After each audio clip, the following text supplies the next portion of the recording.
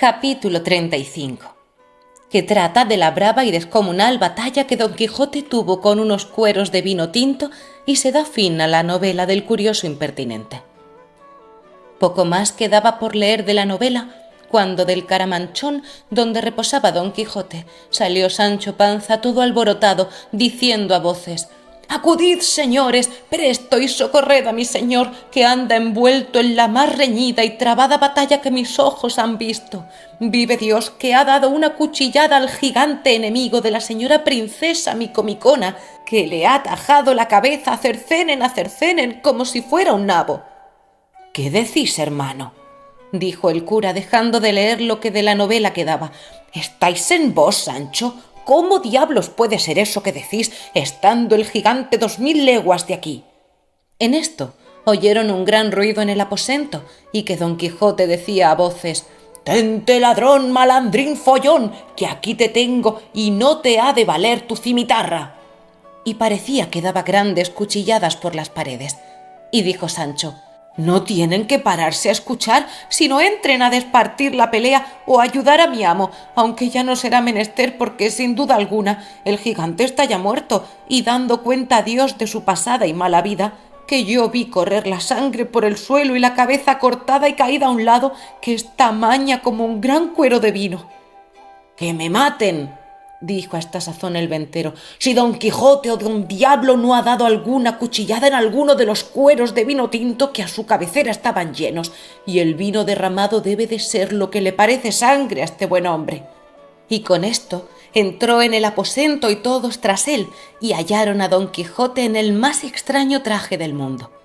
Estaba en camisa, la cual no era tan cumplida que por delante le acabase de cubrir los muslos y por detrás tenía 6 dedos menos. Las piernas eran muy largas y flacas, llenas de vello y no nada limpias.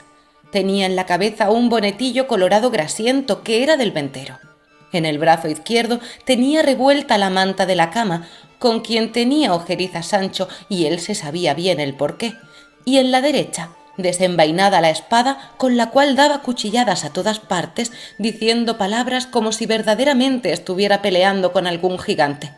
Y es lo bueno que no tenía los ojos abiertos, porque estaba durmiendo y soñando que estaba en batalla con el gigante, que fue tan intensa la imaginación de la aventura que iba a fenecer, que le hizo soñar que ya había llegado al reino de Micomicón y que ya estaba en la pelea con su enemigo.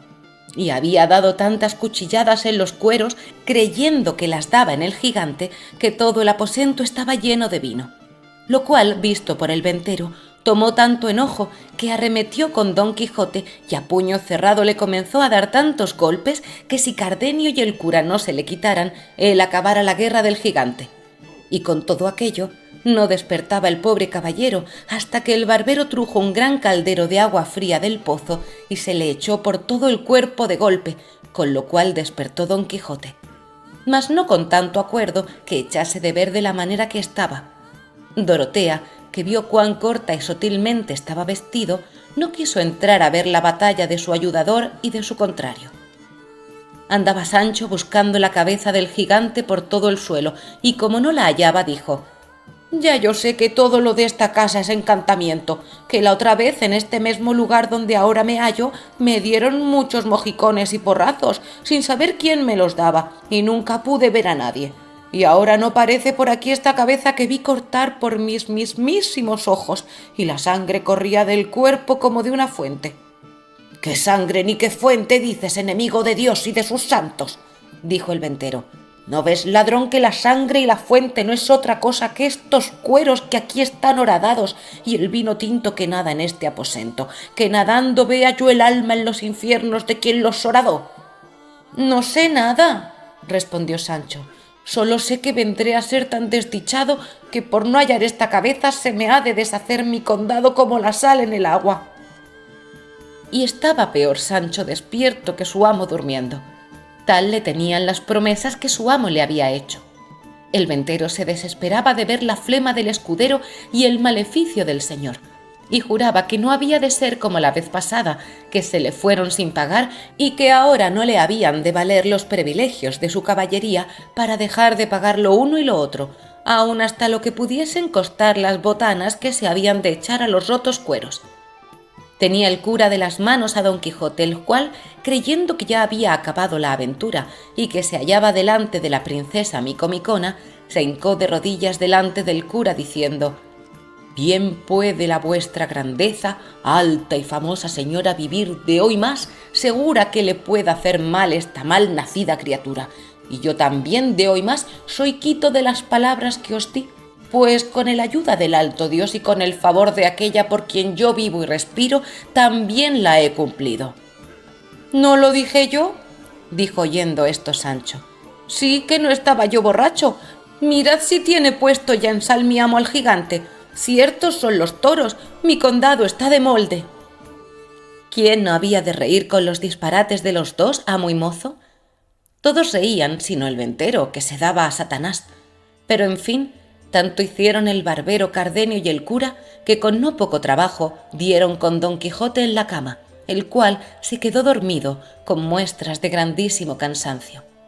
Dejáronle dormir y saliéronse al portal de la venta a consolar a Sancho Panza de no haber hallado la cabeza del gigante, aunque más tuvieron que hacer en aplacar al ventero, que estaba desesperado por la repentina muerte de sus cueros. Y la ventera decía en voz y en grito: «En mal punto y en hora menguada entró en mi casa este caballero andante, que nunca mis ojos le hubieran visto, que tan caro me cuesta. La vez pasada se fue con el costo de una noche, de cena, cama, paja y cebada para él y para su escudero, y un rocín y un jumento, diciendo que era caballero aventurero. Qué mala aventura le dé Dios a él y a cuantos aventureros hay en el mundo, y que por esto no estaba obligado a pagar nada, que así estaba escrito en los aranceles de la caballería andantesca. Y ahora, por su respeto, vino este otro señor y me llevó mi cola y hámela vuelto con más de 2 cuartillos de daño, toda pelada, que no puede servir para lo que la quiere mi marido. Y por fin y remate de todo, romperme mis cueros y derramarme mi vino, que derramada le vea yo su sangre. Pues no se piense que por los huesos de mi padre y por el siglo de mi madre, si no me lo han de pagar un cuarto sobre otro, o no me llamaría yo como me llamo, ni sería hija de quien soy». Estas y otras razones tales decía la ventera con grande enojo, y ayudábala su buena criada Maritornes. La hija callaba y de cuando en cuando se sonreía. El cura lo sosegó todo, prometiendo de satisfacerles su pérdida lo mejor que pudiese, así de los cueros como del vino, y principalmente del menoscabo de la cola, de quien tanta cuenta hacían. Dorotea consoló a Sancho Panza diciéndole que cada y cuando que pareciese haber sido verdad que su amo hubiese descabezado al gigante, le prometía, en viéndose pacífica en su reino, de darle el mejor condado que en él hubiese. Consolóse con esto Sancho y aseguró a la princesa que tuviese por cierto que él había visto la cabeza del gigante y que por más señas tenía una barba que le llegaba a la cintura, y que si no parecía era porque todo cuanto en aquella casa pasaba era por vía de encantamiento, como él lo había probado otra vez que había posado en ella. Dorotea dijo que así lo creía y que no tuviese pena, que todo se haría bien y sucedería a pedir de boca. Sosegados todos, el cura quiso acabar de leer la novela, porque vio que faltaba poco. Cardenio, Dorotea y todos los demás le rogaron la acabase. Él, que a todos quiso dar gusto y por el que él tenía de leerla, prosiguió el cuento, que así decía. Sucedió, pues, que por la satisfacción que Anselmo tenía de la bondad de Camila, vivía una vida contenta y descuidada, y Camila de industria hacía mal rostro a Lotario, porque Anselmo entendiese al revés de la voluntad que le tenía. Y para más confirmación de su hecho, pidió licencia a Lotario para no venir a su casa, pues claramente se mostraba la pesadumbre que con su vista Camila recebía. Mas el engañado Anselmo le dijo que en ninguna manera tal hiciese, y de esta manera, por 1000 maneras era Anselmo el fabricador de su deshonra, creyendo que lo era de su gusto.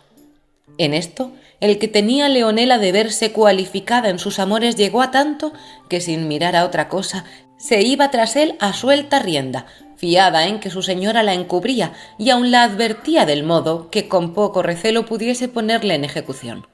En fin, una noche sintió Anselmo pasos en el aposento de Leonela y queriendo entrar a ver quién los daba, sintió que le detenían la puerta, cosa que le puso más voluntad de abrirla. Y tanta fuerza hizo que la abrió y entró dentro a tiempo que vio que un hombre saltaba por la ventana a la calle. y acudiendo con presteza a alcanzarle o conocerle, no pudo conseguir lo uno ni lo otro, porque Leonela se abrazó con él, diciéndole: «Sosiégate, señor mío, y no te alborotes, ni sigas al que de aquí saltó. Es cosa mía y tanto, que es mi esposo». No lo quiso creer Anselmo. Antes, ciego de enojo, sacó la daga y quiso herir a Leonela, diciéndole que le dijese la verdad, si no, que la mataría. Ella, con el miedo, sin saber lo que se decía, le dijo: «No me mates, señor, que yo te diré cosas de más importancia de las que puedes imaginar». «Dilas luego», dijo Anselmo, «si no, muerta eres». «Por ahora será imposible», dijo Leonela. «Según estoy de turbada, déjame hasta mañana, que entonces sabrás de mí lo que te ha de admirar. Y estás seguro que el que saltó por esta ventana es un mancebo de esta ciudad que me ha dado la mano de ser mi esposo». Sosegóse con esto Anselmo y quiso guardar el término que se le pedía, porque no pensaba oír cosa que contra Camila fuese, por estar de su bondad tan satisfecho y seguro. Y así se salió del aposento y dejó encerrada en él a Leonela, diciéndole que de allí no saldría hasta que le dijese lo que tenía que decirle. Fue luego a ver a Camila y a decirle, como le dijo, todo aquello que con su doncella le había pasado y la palabra que le había dado de decirle grandes cosas y de importancia. Si se turbó Camila o no, no hay para qué decirlo, porque fue tanto el temor que cobró, creyendo verdaderamente, y era de creer, que Leonela había de decir a Anselmo todo lo que sabía de su poca fe, que no tuvo ánimo para esperar si su sospecha salía falsa o no, y aquella misma noche, cuando le pareció que Anselmo dormía, juntó las mejores joyas que tenía y algunos dineros, y sin ser de nadie sentida, salió de casa y se fue a la de Lotario, a quien contó lo que pasaba, y le pidió que la pusiese en cobro o que se ausentasen los dos donde de Anselmo pudiesen estar seguros. La confusión en que Camila puso a Lotario fue tal que no le sabía responder palabra, ni menos sabía resolverse en lo que haría. En fin, acordó de llevar a Camila a un monasterio, en quien era priora una su hermana. Consintió Camila en ello, y con la presteza que el caso pedía, la llevó Lotario y la dejó en el monasterio, y él ansimesmo se ausentó luego de la ciudad, sin dar parte a nadie de su ausencia. Cuando amaneció, sin echar de ver a Anselmo que Camila faltaba de su lado, con el deseo que tenía de saber lo que Leonela quería decirle, se levantó y fue a donde la había dejado encerrada. Abrió y entró en el aposento, pero no halló en él a Leonela. Solo halló puestas unas sábanas añudadas a la ventana, indicio y señal que por allí se había descolgado e ido. Volvió luego muy triste a decírselo a Camila, y no hallándola en la cama ni en toda la casa, quedó asombrado. Preguntó a los criados de casa por ella, pero nadie le supo dar razón de lo que pedía. Acertó acaso andando a buscar a Camila, que vio sus cofres abiertos y que de ellos faltaban las más de sus joyas, y con esto acabó de caer en la cuenta de su desgracia y en que no era Leonela la causa de su desventura, y ansí como estaba, sin acabarse de vestir, triste y pensativo, fue a dar cuenta de su desdicha a su amigo Lotario. Mas cuando no le halló, y sus criados le dijeron que aquella noche había faltado de casa y que había llevado consigo todos los dineros que tenía, pensó perder el juicio. Y para acabar de concluir con todo, volviéndose a su casa, no halló en ella ninguno de cuantos criados ni criadas tenía, sino la casa desierta y sola. No sabía qué pensar, qué decir ni qué hacer, y poco a poco se le iba volviendo el juicio. Contemplábase y mirábase en un instante sin mujer, sin amigos y sin criados, desamparado a su parecer del cielo que le cubría y sobre todo sin honra, porque en la falta de Camila vio su perdición. Resolvióse en fin, a cabo de una gran pieza, de irse a la aldea de su amigo, donde había estado cuando dio lugar a que se maquinase toda aquella desventura. Cerró las puertas de su casa, subió a su caballo y con desmayado aliento se puso en camino. Y apenas hubo andado la mitad, cuando, acosado de sus pensamientos, le fue forzoso apearse y arrendar su caballo a un árbol, a cuyo tronco se dejó caer, dando tiernos y dolorosos suspiros, y allí se estuvo hasta casi que anochecía. Y a aquella hora vio que venía un hombre a caballo de la ciudad, y después de haberle saludado, le preguntó qué nuevas había en Florencia.